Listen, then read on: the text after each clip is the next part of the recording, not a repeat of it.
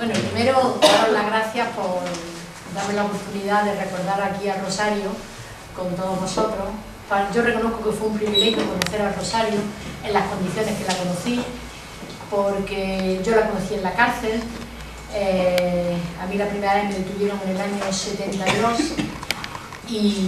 y fue, bueno, de eso que pasas por comisaría los 3 días absolutamente asustada, con la única obsesión que tienes no delatar a nadie, ¿no?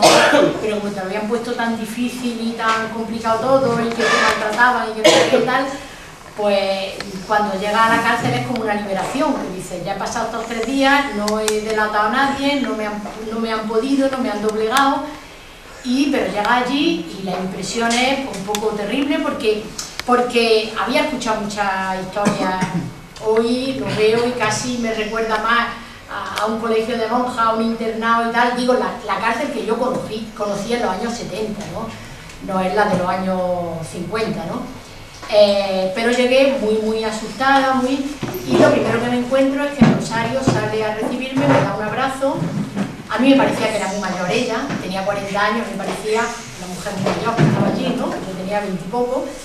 Y se presentó ella misma, primero hablando con muchísimo reparo, porque yo no la conocía de nada.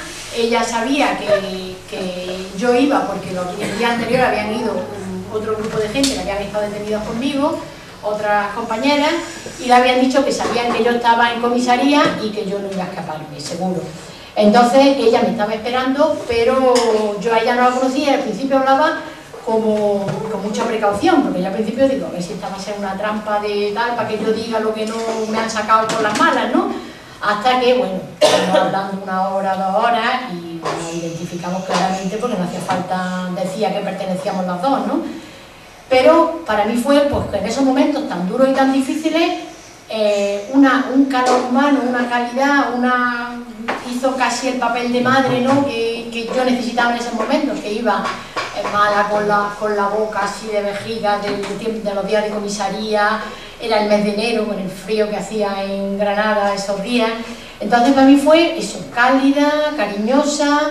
En esa primera estancia, por suerte estuve pocos días, pero casi de las primeras cosas que me saca es un ejemplar del Mundo Obrero, hecho a las páginas sueltas, el que no habían distribuido todavía.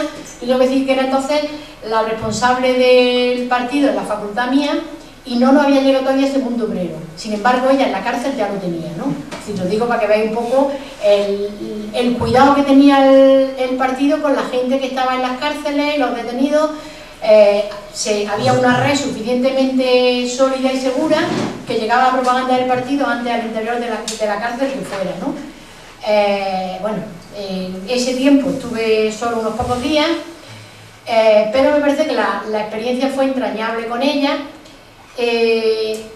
Recuerdo, hoy haciendo un poco memoria de ella, me acuerdo que cuando llegó, porque yo volví a estar otra vez en la cárcel en el año siguiente, en el 70, no, fue una vez en el 73 y la otra en el 74. En el 74, cuando yo salí, llegó el 1 de mayo, a mí me dejó absolutamente impactada, pues me contó un poco la historia del origen de ellos, cómo habían llegado a la cárcel así y tal, y el 1 de mayo yo me acordaba muchísimo de ella y quería hacer una muestra de que supiera que me estaba acordando de ella. Entonces fuimos otra amiga y yo, que la amiga también era del partido, y compramos un ramo de claveles rojos así de grande que no nos cabía en la mano y lo llevamos a la ventanilla de la cárcel y dimos un nombre falso. No nos pidieron una dirección, dijimos que éramos parientes de ella, pusimos su apellido, dijimos que nos llamábamos Ramírez los dos, mi amiga también era gordita como yo, tenía una pinta parecida, y dejamos el ramo, dimos una dirección de Jaén que nos inventamos y nos fuimos inmediatamente. Ella luego, cuando volví al año siguiente, que me volvieron a detener otra vez, estuve con ella, me contó la emoción que le dio el 1 de mayo, recibir ese ramo de claveles, saber que hay gente del partido que se estaban acordando de ella en ese día tan importante, porque lo peor del tiempo que estuvo ella es que prácticamente estaba sola como presa política. Los hombres sí había más, la cárcel de Granada era solo de paso, gente esperando juicio, muy de paso en Granada, había muy pocas reclusas, y entonces era la única política, con lo cual tenía mucha soledad, ¿no? Ese día montó un meeting allí, me lo contó ella después, y empezó a decir: estos son mis camaradas porque el Día de los Trabajadores, todo nuestro día, montó el pollo, hasta le quitaron el ramo, fueron a buscar quién había llevado eso, y bueno, estábamos ya en la otra punta de Granada, 5 minutos después de dejarlo, ¿no? Pero me lo contó ella con la emoción que le había dado ver que desde fuera nos acordamos de ella. Volví al año siguiente otra vez, no por gusto, sino que me tocó otra vez que me detuvieran. Los que éramos torpes, eso es lo que nos pasaba, los listos eran los que no caían nunca. No, es verdad, no hay ningún mérito haber pasado por la cárcel, es decir, el más mérito es hacer el trabajo clandestino y que no te pillaran nunca. Yo era de la parte de las torpes que me pillaron varias veces.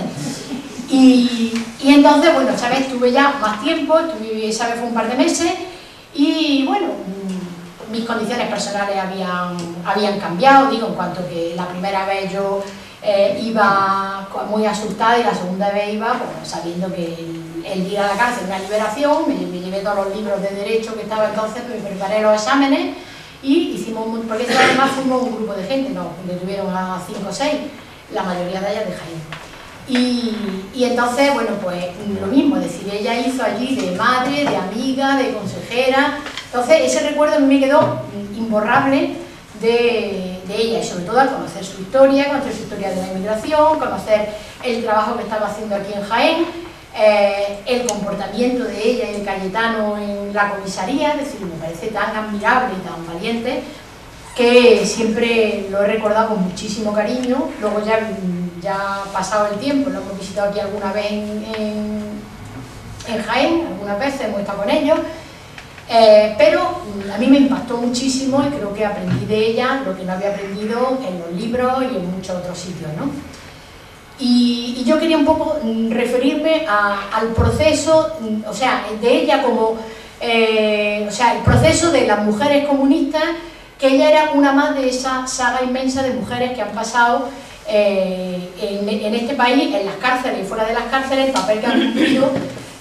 Y lo importante que ha sido, y quizá también cómo se le ha olvidado posteriormente, porque no eran, después a lo mejor parece que daba como vergüenza esa historia que teníamos, que es de la que tenemos que sentirnos orgullosísimos, pues da la impresión de que un poco se oculta, no está bien visto socialmente, ¿no? Es decir, ahora no han vendido ahora un modelo de lo que fue la transición y de lo que es la democracia en este país, y yo creo que viene muy bien hacer ejercicios de memoria para recordar a todas esas mujeres que han sido el ejemplo y el orgullo de nuestro partido, ¿no?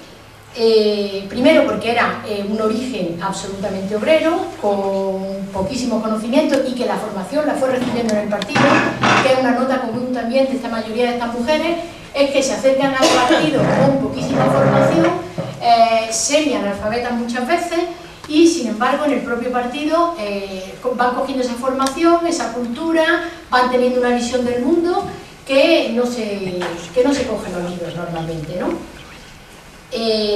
Y quiero hacer un poco memoria de esas mujeres que empezaron, la mayoría, o por lo menos las que conocemos fundamentalmente, dentro de nuestra historia cuando llegó la República, que partían de una situación muy difícil, porque al llegar a la República, como el 82% de las mujeres aproximadamente eran analfabetas, en el año 31, y cómo desde las organizaciones políticas hicieron el trabajo de formación, de educación, de creación de talleres, donde aprendían a leer, a escribir, se les enseñaba un oficio, y el partido cumplió un papel en ese sentido muy interesante, ¿no? La situación también, por supuesto, no había ningún tipo de igualdad. La mujer, estoy hablando del momento de llegar a la República, ningún tipo de derecho. La mujer era casi una minusválida mental, se le trataba casi como una niña. Por supuesto, no tenía ni derecho ni oportunidad de decidir con quién se casaba, divorciarse mucho menos. No podía hacer un contrato, le pagaban la tercera o la cuarta parte de lo que cobraban los hombres. El trabajo infantil lo defendía incluso la propia Iglesia, estaba defendiendo el trabajo infantil.